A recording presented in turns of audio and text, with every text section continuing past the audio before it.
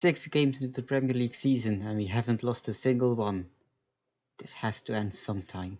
Alright, and we're back for the first, for the following couple of Premier League games. Schedule switched around a little bit. We already played Crystal Palace, beat them 2-1 away from home. So today will be the Carabao Cup third round against Sheffield, and as mentioned before, the Liverpool game.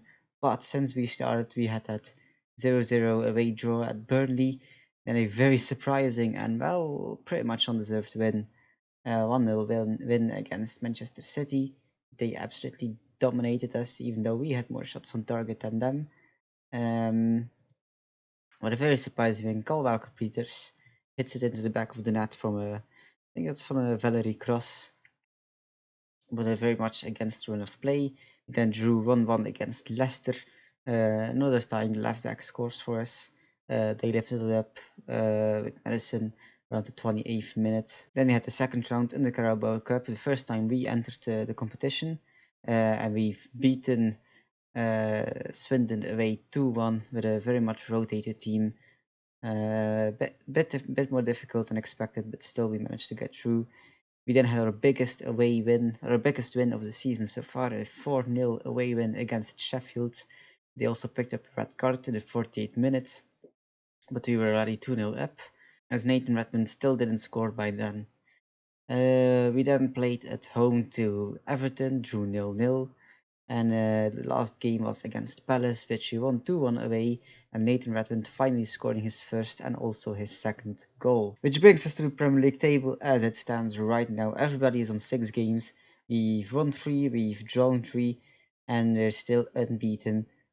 Pretty sure we're the only team in the competition so far. Yeah, Newcastle losing every single game so far. Very surprising goals allowed.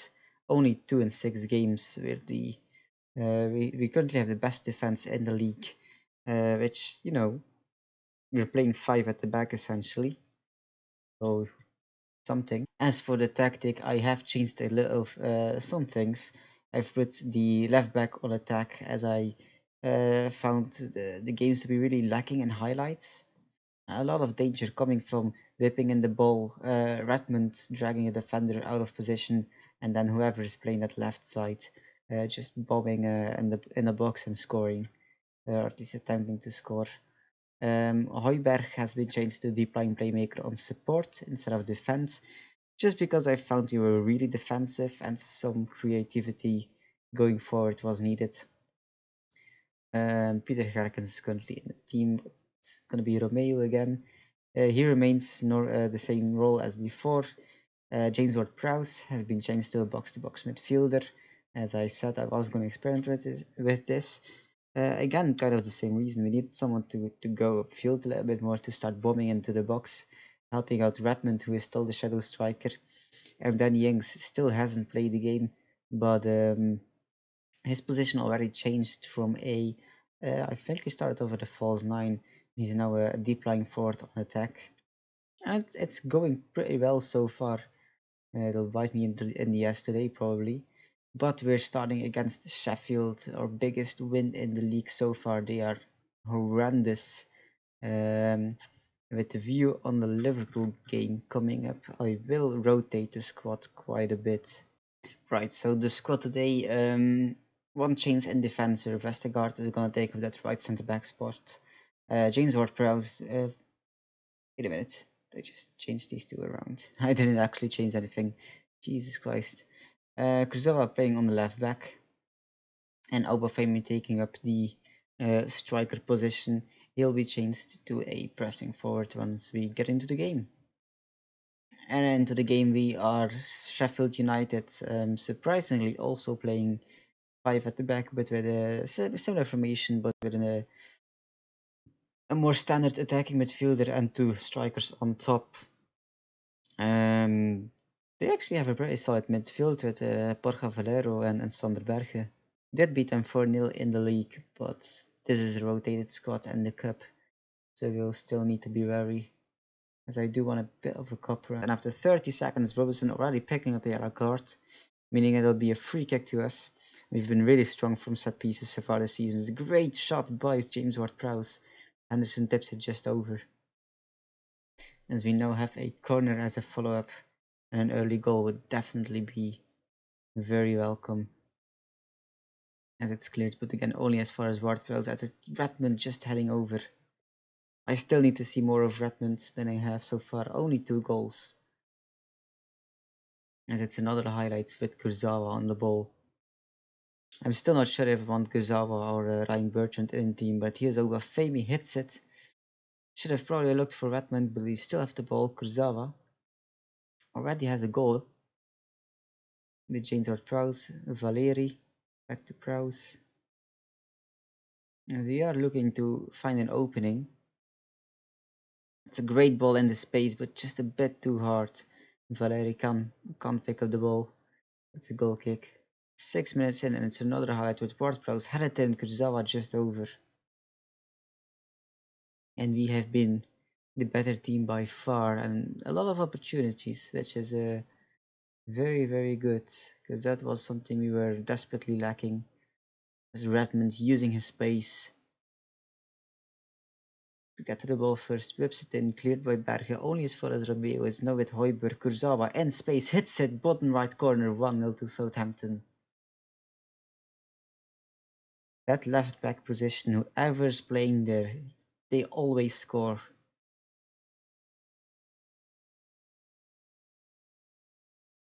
And you can just see in how much space they left him. First time hit from Kurzawa, great goal, his third of the season already. I don't think he even started a game or two. As we have another highlight with a Henderson goal kick. Is this Sheffield United or can we defend from it? As McBurry is going through and just hits it, a very poor shot, hits it wide. As I'm gonna ask for some passion, I really want to make a statement.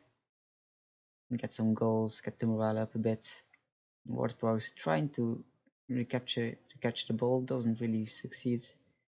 Here's Stevens going into the box, don't tackle him, great save, and just we go away there. Rebounds just hit wide. Sheffield are still a bit dangerous. We are having the better part of possession, which is a very rare occasion for us, as it's 1-0 at half time. But I mean, I've seen us play games. I think especially the City one, where you have like 33 or 34% possession, and then somehow just like use the one chance we have. As I am gonna make some more substitutions, try to keep everyone fit for the Liverpool game. Imagine if we can get a draw there and be unbeaten after playing like City and Liverpool, and that's a fantastic hit by Michael Obafemi, his first of the season. It's an assist by Kurzawa, and he is making a real statement for being a first team player on that left wing back position. Well, what a volley from Obafemi. 55 minutes in, and another highlights. Birch get it from the throw in. I would definitely look into sign that guy, and they give it away with a stupid pass. It's Redmond, and goalkeeper Henderson just about saves it. Redmond not having the easiest of times in that shadow striker position, but he's getting the ball quite a lot. Picks it up again. Can he do something? Berge with a good tackle. And I think this will be the end of the highlight. Yes, it is. And I think I'm gonna look to make my final substitution around the 65th minute mark about now. Ward-Prowse with a corner, it's whipped in, it's headed in by Peter Gerkens. The man we deemed not worthy of Premier League football does score in the Carabao Cup. And has actually been quite decent. Like I said, it's his physicals letting him down, but as a player himself, he's quite good. And the question is, who do we have to take? Yeah, I think Jack Stevens is going to have to play that position on defense. We don't really need to go upfield anymore. We're 3-0 up. I think this game should be done and over. As this is probably just a highlight from the substitution. It is Bulldog having a terrible game for them. As Kurzawa with a goal and an assist, playing absolutely superb. And again, some great football. Obafemi has to whip it in, waits a bit, keeps it in, loses the ball. and they cleared it, but only as far as I think it was Vestergaard. And it's now with Walker Peters into Stevens, Harkins, Redmond does his man, hits it. Whoo, that would have been a beautiful goal. But I'm really liking the positions and the runs of this team so far. They are trying to find space and utilize it, which is something I love. I love playing that ball into space, being a fast man, latch onto a great pass. As it's with Sheffield, and we pick it up with Kurzawa. He's gonna go for a second, finds Redmond, hits it, and it's a stunner of a goal. That might very well be goal of the season contender by Nathan Redmond, his third of the season, and another assist from Kurzawa. This is going amazingly well, and it's all going to shit when we play Liverpool. Look at the curve in that ball. That is something special.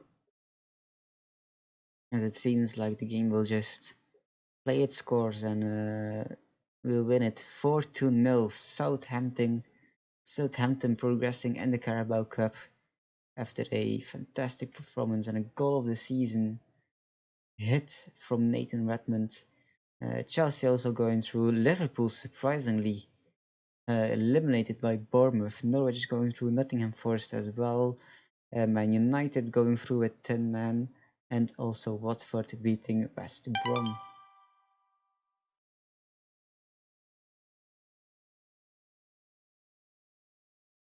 And yeah, that does definitely deserve some praise in for Redmond. How old is he? I actually have no clue.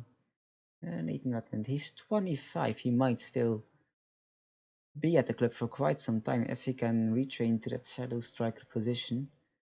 And his stats don't go down like the arrows seem to suggest they are. But he has been really good, and we're now on 3 players with 3 goals, of which 2 of them aren't even in the first team. But yeah, that was a very good Carabao Cup game, and it's time to focus on the next Premier League match against Liverpool.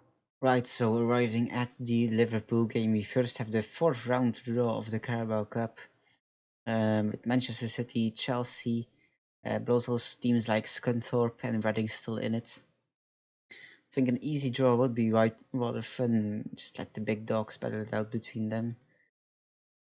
Scunthorpe would have been nice, we don't get it. Chelsea, let's hope we can avoid them. We do, they get Blackburn. Watford would be alright. And we do get Watford, so it's another Premier League team, but one we should be quite competitive against, you'd say. As there aren't really any giant other matchups. All the other top teams, Chelsea, United, City, getting rather easy draws. That being said, Danny Ings still not fit to play, and I'm desperate to see him play. As we make it to the Liverpool game, so like we just said, Danny Ings not playing. I'm guessing Che Adams will take his spot again. He's the best deep line forward we have after Ings. With, let's see, Armstrong is injured, so Peter Herkens can go back on the bench. I think most of the team is actually quite fit and raring to go. Alright, so the Liverpool team, I'm guessing very familiar to most of us. Surprisingly, no Alisson Becker, that's the one. So Adrian is in goal for them. Robertson of the left back, Alexander Arnold on the right with Van Dijk and Gomez in centre back. Fabinho Stadium, Keita and Henderson midfield, and Mane Salah on the wings with Firmino in the striker position. So a very familiar lineup, but you never know without Becker in goal. We're also playing at home, so you'd have to say we might be kind of a dark horse underdog in this game. Liverpool top of the league so far, as they get the first chance 13 minutes in with a corner and it's cleared by Dan Sober, only as far as Firmino, and now they are just playing it around, trying to probably play Salah in behind as they do. He whips it in, but gets to the cross. Maybe we can build from the back here and try and fashion a chance for ourselves. What's Gunn gonna do? Is it to Danso who finds Ward-Prowse? You have to be very careful not to lose the ball here, as you quite often see in Full Manager, but it's with Højbjerg. Finds Romeo, just about gets it to Ward-Prowse, out wide to Valeri, who uses his space, trying to get by Robertson, whips it in, finds Bertrand, who just heads it over. That's the first good opportunity for us as Southampton. And I was going to say possession was 50-50, but now it's 45-55. Still a bit more than expected. As I'm going to ask for some passion again. It looks like we can keep Liverpool to a minimum of chances so far, or at least good chances. Keita also picking up a knock. We've made it to half time, definitely not as the best team, but as a team who's still currently getting a point from a difficult game. Yeah, Remy on a 6.4, I mean. He's so far a very disappointing player. I'm gonna give Herkens a chance again. He's been really good. Not really the Carrera player you want, but we'll just have to do it for now. As we get the second half underway, can we get something from this game? If it's something I do mean, I'm absolutely happy with the point. It's Valere with a throw and finds Højbjerg. What can we do here? Herkens now. Back to Højbjerg. Plays it back. Oh, luckily there was a player there. Couldn't see him. But Firmino was gonna latch on and be clean through. So now Bertrand on the wings, trying to look for to cross it in. Finds Højbjerg. Back to Herkens. They're looking for space, and Adams is actually through, but Adrian makes the save. And I think no, it wasn't offside. We actually get a corner from it, but it was a really, really big opportunity. And imagine we'd beat Liverpool after beating City. If we beat Liverpool, I mean, it's promising to be a very special season. Now it's a chance for them at Salah. Virgil van Dijk hits the crossbar, and we just about get it away. That was really close.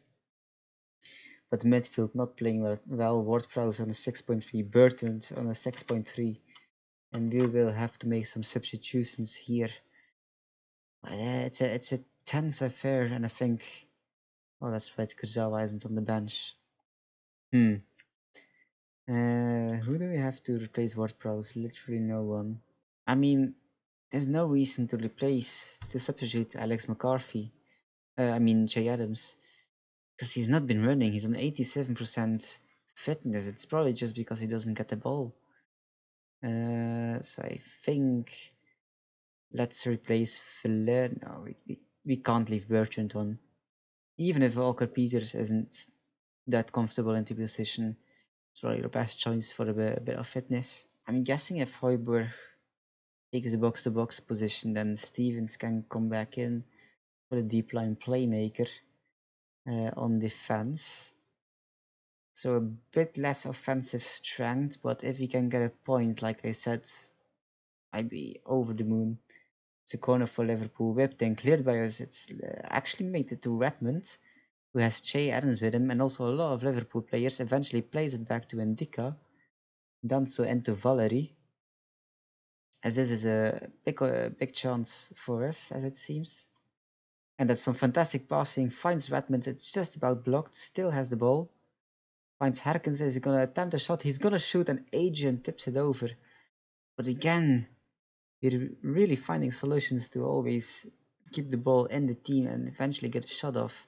And also, even when we're running up front, a lot of players do stay behind.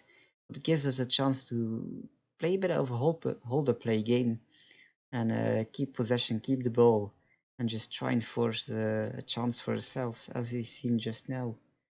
As we've made it to the 90th minute, and Liverpool might think they should have won the game, but I think we played really well.